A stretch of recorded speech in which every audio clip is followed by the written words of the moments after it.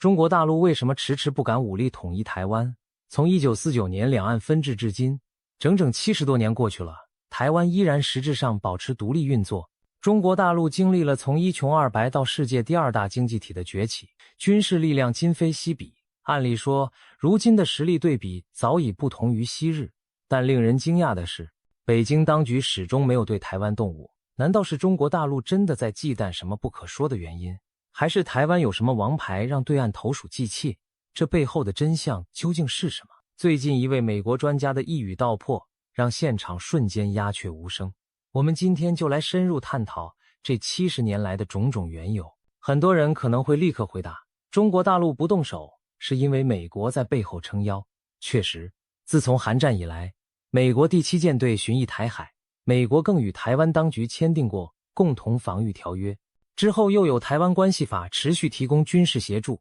美国的介入使得武统台湾不再是单纯的内政问题，而成了牵一发动全身的国际难题。中国大陆若轻启战端，等同于向当今全球最强军事力量下战书，风险极高。然而，把一切归因于美国，恐怕又过于简单。毕竟随着中国综合国力和军力日益增强，美国的威慑力是否一如往昔也是未知数。而且，北京当局真的会永远因为畏惧美国而放弃统一的念头吗？恐怕没有这么简单。除了美国因素之外，还有经济、政治、国际舆论、台湾自身的准备等多种变量。在这持续70多年的拉锯中，北京究竟打的是什么牌？是不是另有一盘更大的棋？我们不妨将时间拉回70多年前，看看历史的线索。1949年，中华人民共和国成立，国民党政府撤退至台湾，大陆和台湾开始分隔至今。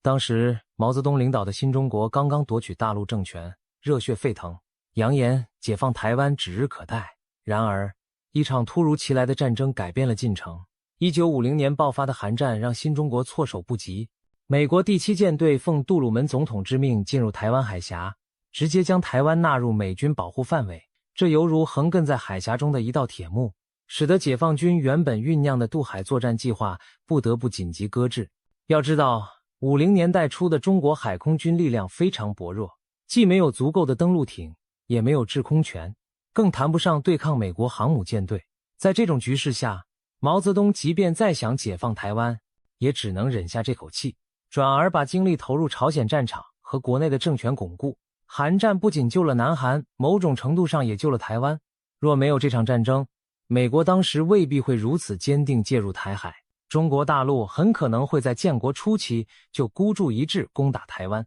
韩战之后，中美之间进入直接对峙局面，台湾也因美国的保护而暂时高枕无忧。然而台海并非风平浪静。50年代中后期，毛泽东为了探视美国底线，鼓舞国内士气，对台湾海峡发动了2次大规模炮击。1954年至1955年的第一次台海危机，解放军炮轰金门、马祖等离岛，美国遂与中华民国政府签署中美共同防御条约，公开将台湾纳入防卫圈。1958年的第2次台海危机，解放军再度炮击金门，企图逼退美军顾问并测试美台反应。美国则派出航母护航运补，结果是金门照样守住。美中在台海隔空交火，却未真正爆发全面战争。毛泽东这2次炮战更像是一种政治秀和策略试探，一方面向世界宣示大陆对台主权不曾放弃，另一方面也借机观察美国出手的程度。在核武时代的开端，美国甚至一度酝酿是否对中国动用战术核武器保卫台湾，可见当年局势之凶险。对毛泽东来说，他虽然在国内政治运动中大胆激进，但在对美直接军事对抗上仍是谨慎的。武力统一台湾在当时看来，不仅意味着与美军直接开战，更可能招致毁灭性后果。于是，暂时搁置武统，以炮战式姿态，成了50年代末北京的权宜之计。接下来的几十年里，台海问题进入一种诡谲的拉锯与沉默对峙状态。60年代，中国大陆自身经历了大跃进和文化大革命的剧烈震荡，国内经济凋敝，社会动荡。在此情形下，无力顾及台湾。而台湾方面，蒋介石父子统治下实行戒严和威权统治，一方面对内高压统治，避免共产势力渗透，一方面对外仍然叫嚣着反攻大陆的口号。实则两岸在这一时期都无实际能力发起进攻，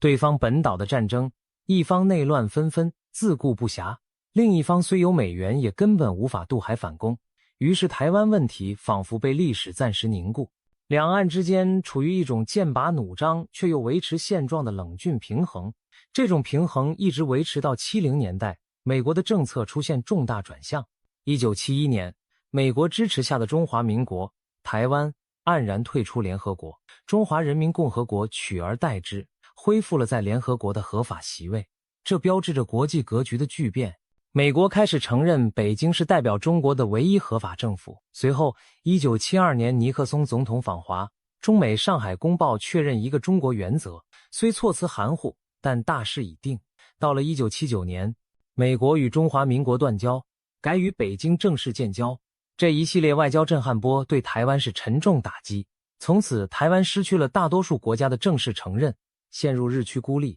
然而讽刺的是，北京却并未趁势对台湾痛下杀手，反而在1979年元旦发表《告台湾同胞书》，高调宣示从炮击到和平的转变，提出和平统一的倡议。邓小平执政后，更在80年代提出一国两制构想，愿意给予台湾高度自治，来换取国家统一。可以说，70年代末到80年代初，北京当局对台政策出现了重大转换，从过去的武下为主，变为以争取人心为主。为什么中国大陆在国际地位节节上升，看似更有筹码时，反而选择放下炮火，释出橄榄枝？这其实并不难理解。经历了文革浩劫的新中国急需休养生息，发展经济。邓小平深知和平环境的珍贵，他不愿在改革开放的大好机遇下冒险开战，而是希望以祖国大陆日益强盛的吸引力来感召台湾回归。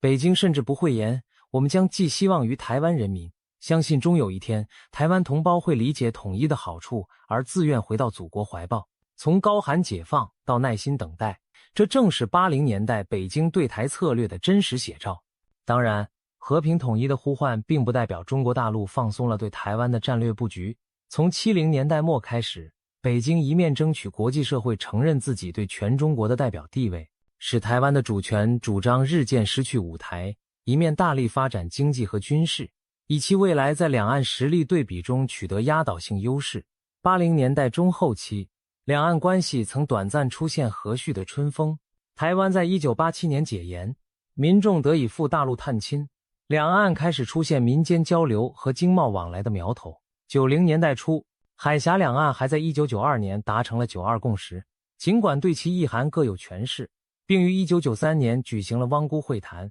这是史上首次两岸官方授意下的高层对话。那时不少人曾经乐观以为，两岸或许有望通过谈判找到某种和平统一的方案。然而好景不长，统一与否的争议又随着台湾内部政治变迁而再起波澜。1995年，时任台湾总统李登辉以私人身份访美，在美国发表演讲，触怒北京。北京担心李登辉走向台独路线，于是在1995年至1996年对台湾海峡进行了连串飞弹试射，以警告和恫吓。当时正值台湾首次总统直选前夕，中共导弹落在台湾近海，意图制造恐惧感。然而这次所谓台海飞弹危机，却引来美国更直接的军事干预。美军派出2个航空母舰战斗群，驰援台湾附近海域，摆明捍卫台湾安全。面对美军钢铁洪流，北京当局最终适可而止，在台湾举行顺利选举后，缓缓收兵。这场对峙结果对北京而言相当尴尬，不但没能阻止台湾民众投票选出他们要的领导人，反而暴露了当时解放军在海空军方面与美军的巨大差距。可以说，1996年的惊险对峙是中国大陆领悟武力统一尚无十足胜算的一次转折点。此后，北京痛定思痛，加速军备现代化，发展导弹与海空力量，立志不再让美军舰队在家门口如此气定神闲。另一方面，北京也更深刻认识到，台湾人民的民心向背已成为统一进程中的关键变量。飞弹危机非但没吓倒台湾民众，反而激发更强的本土意识，这让主政者不得不重新审视下与打之外，是否还有更高明的办法。进入21世纪，两岸关系几经起伏，但总的趋势是北京在不断积蓄力量，同时灵活调整软硬策略。2000年，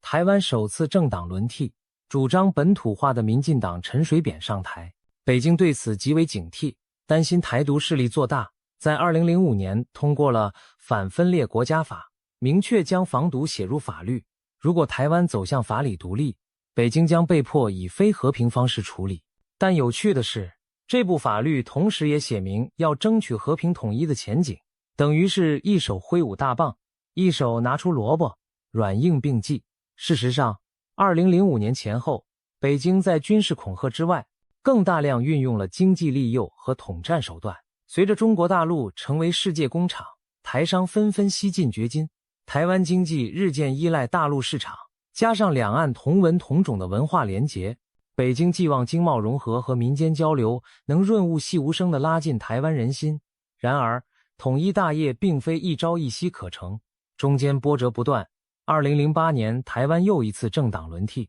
国民党马英九上台后，采取了亲善大陆的路线，承认9·2共识，两岸关系迅速升温。北京抓住这机遇，与台北签署了多项经济合作协议，如 ECFA 两岸经济合作框架协议，还开放观光、人员往来直航等。一时间，两岸交流火热，仿佛走上了一条和平融合的康庄大道。当时，不少统派人士满心期待经济融合、人心互通，也许再过些年，台湾自然就会回到祖国怀抱。然而现实再度给这种乐观浇下一盆冷水。2014年，台湾爆发太阳花学运，年轻世代强烈反对与大陆过度经贸捆绑，担忧北京已经促统的阴影。民意的反弹最终导致两岸服务贸易协议搁浅，也显示出台湾年轻族群对政治统一的高度戒心。北京精心布局的经济统战，碰上台湾社会多元民主的活力，结果没能一帆风顺。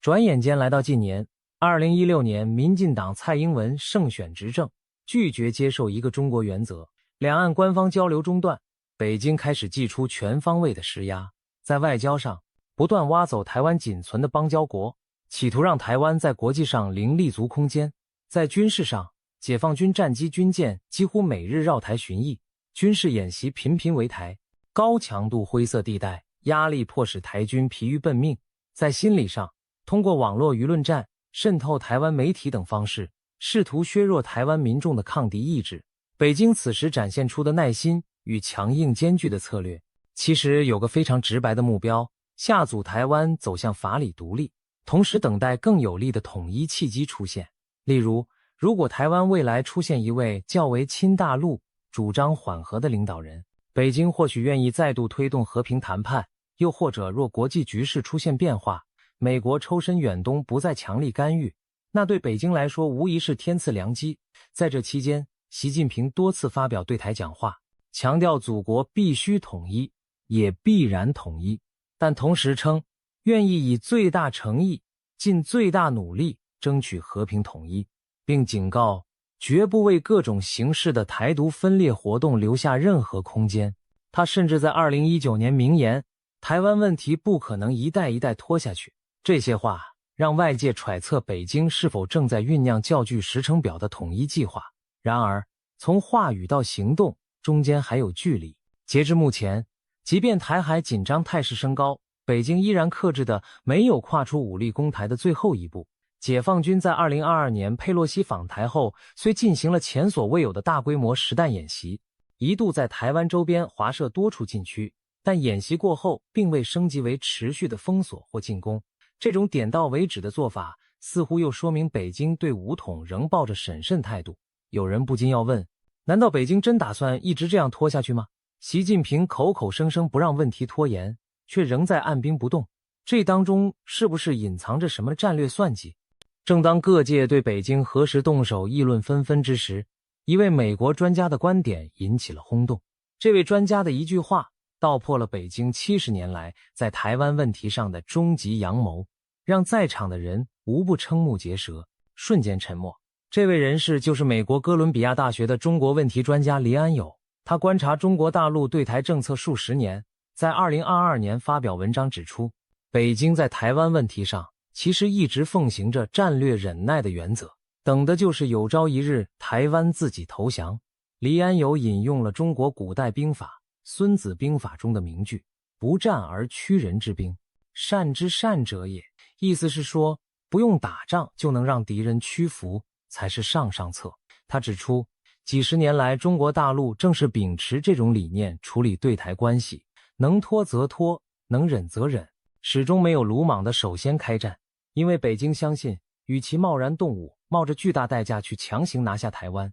而万一失败将永远失去统一机会，不如耐心等待，等待时间来改变一切。换言之，北京打的主意是，只要我们拖得够久，实力差距拉得够大，国际形势对我们越来越有利，终有一天台湾方面会自己招架不住，不战自强。这番剖析一针见血地点出了北京多年在关键时刻一再克制的内在原因，也难怪在场的人听罢都沉默无语。因为看似简单的一句话，却道出了让人不得不正视的残酷现实。试想，中共高层何尝不渴望一举收复台湾，名留青史？但他们更清楚，如果贸然动武，面临的将是一场极为惨烈且前景难测的豪赌。台湾防卫虽非美军等量级，但经过多年备战，也不是待宰羔羊。解放军即使登岛成功，也势必要付出血流成河的代价。而一旦战事胶着，美日及其盟友介入，局势更会不可收拾。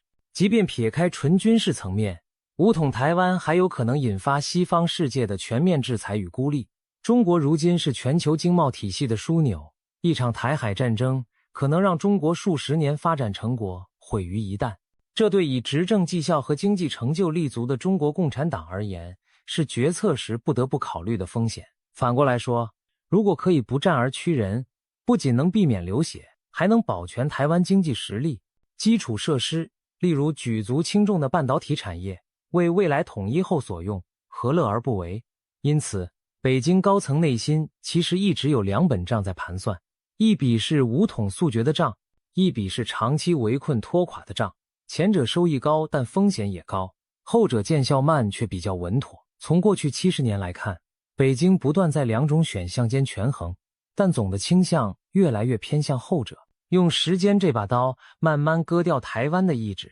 黎安友的点破正是对这种战略心态的高度凝练，他们在等台湾人自己投降。然而，听到这里可能有观众要问，北京真能等得到台湾投降的那天吗？毕竟从台湾当前的民意来看，情况似乎恰恰相反，越拖下去，台湾人愈发认同自己是台湾人，而非中国人。年轻一辈对统一更是兴趣缺缺，北京苦盼的人心回归，怎么看都看不出苗头。等待难道不会是竹篮打水一场空吗？这问题切中了要害，时间的确是一把双刃剑。北京希望用时间磨平台湾的抵抗意志，但也可能发现时间磨去了台湾对祖国的感情。然而，北京之所以依然有耐心，很大程度上是因为他们相信宏观大势终将对自己有利。中国有句流行语叫东升西降，意指东方崛起，西方衰落。北京坚信，只要中国国力继续增长，美国相对影响力迟早走下坡，那时台湾将更加孤立无援。试想若干年后，假如有那么一天，美国因内部问题无力他顾，或因不愿与崛起的中国摊牌而选择后退，台湾还能指望谁呢？届时，在强大的祖国面前，也许台湾别无选择，只能接受统一条件。哪怕台湾民心依然不情不愿，但现实情势会逼着他们低头。这正是北京长远博弈中冷峻的一面。他们未必非要台湾人心甘情愿点头，但至少要让你失去拒绝的资本。到那时，顺从也就成了唯一选项。北京官方当然不会直白说等你们投降，而是用寄希望于台湾人民这样的话来润饰。但从黎安友的视角看去，所谓希望的另一层含义，其实正是期待时间将台湾的抵抗磨去，终至不得不顺从。这番话之所以令听者沉默，是因为它揭开了现实残酷的一面。在你未察觉中，你的意志可能已被对方当作战略目标，一点点的被消磨。当然，战略忍耐并不意味着一味消极坐等。北京在等待的同时，手中也握着越来越多的筹码。首先是军事筹码，解放军这20年来军费开销惊人，导弹、战机、海军舰艇实力大增，据说已具备对台快速制压的能力。连美军将领都承认，今日的中国军队已是强大的挑战者。这种军力威慑每天绷紧台湾的神经，使台湾常年处于准战争状态，社会心理压力巨大。其次是经济筹码，中国大陆如今是台湾最大的贸易伙伴，每年台湾大量的农工产品、电子零件卖到大陆赚取顺差，同时台商在大陆投资设厂，获利可观。若北京哪天对台湾来个经济封锁、贸易制裁，台湾经济恐将立刻重创。北京平时不动用这招，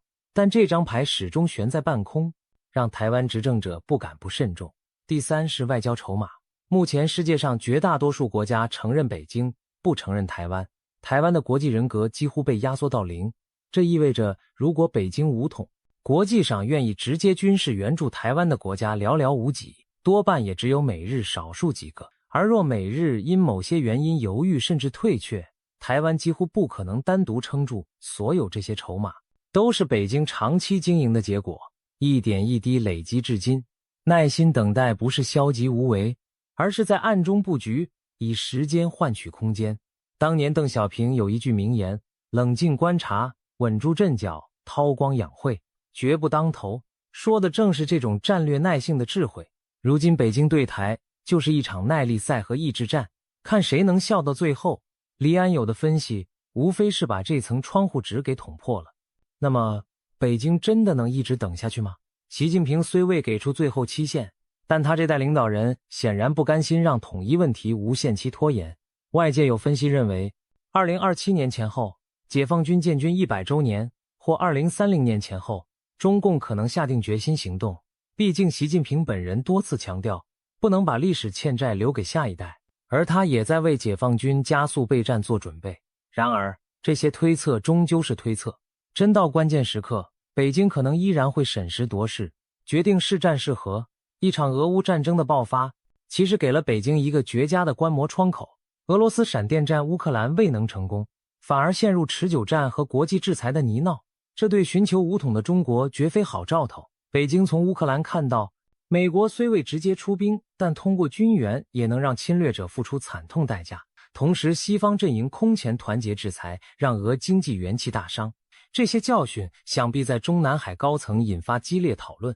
或许有人会说，中美国力对比不同于俄美，但台湾的战略地位和高科技产业价值决定了美西方不可能对台坐视不管。因此，理智的中国领导人会发现，时间仍站在自己这边。中国每年都在变强，而国际变局充满未知，没有必要急于一时。一旦仓促动手，反而可能坏了大局。与其如此，不如继续携着不断增长的实力，去威慑，去孤立，去软化台湾，用10年、20年的时间完成不流血的统一。这听起来或许残忍，却极其现实。对岸的决策者有足够耐心和定力，他们可以等台湾内部分化，等国际态势有利，等自己强大到足以让对手绝望。正如那句话所言，等待台湾自己投降，这一等待也许就是他们眼中的最终胜利。听到这里，我们仿佛可以理解为什么那句话甫一出口会让现场鸦雀无声，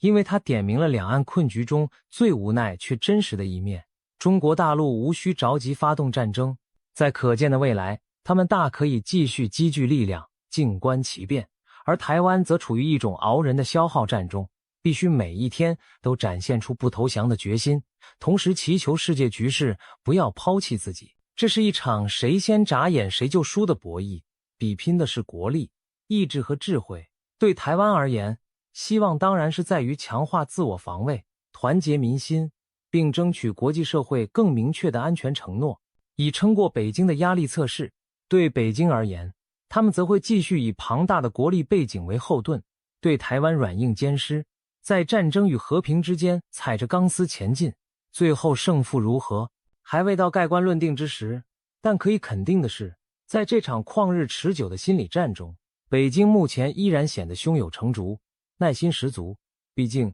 他们从历史中深知，150多年前他们失去了香港，但最终通过等待与谈判于1997年收回。那么哪怕台湾问题拖上100年，只要不爆发热战，终有拨云见日的一天。这种超长期的耐心和谋略，或许正是许多人低估北京的地方。当美国专家道破其中玄机时，人们惊愕于其直接，但真实也只能默然。总而言之，中国大陆迟迟未以武力统一台湾，绝非简单因为不敢两字，而是不宜与不及使然。在今日的台海棋局上，北京深谋远虑，宁可放长线钓大鱼，而不是铤而走险打一仗定乾坤。这并非懦弱胆怯，而是一种冷静而残酷的算计。等到猎物筋疲力尽，自行倒下，而猎人不必扣动扳机。李安有这句等台湾人自己投降，可谓是对此战略最精辟的写照。他提醒了世人，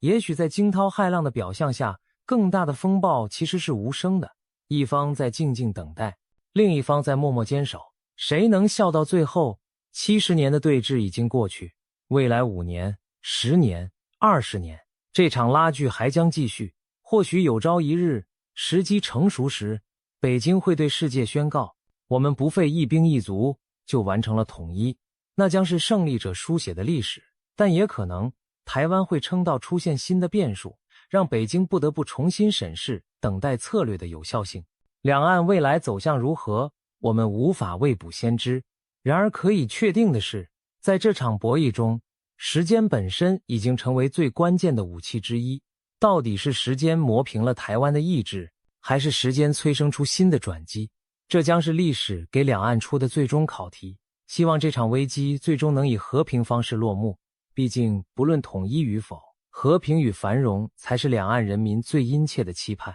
今天的讨论就到这里，谢谢各位的收看。我们也将继续关注这场漫长博弈的最新动向，期待未来能为大家带来更多深入的分析。我们下次再见。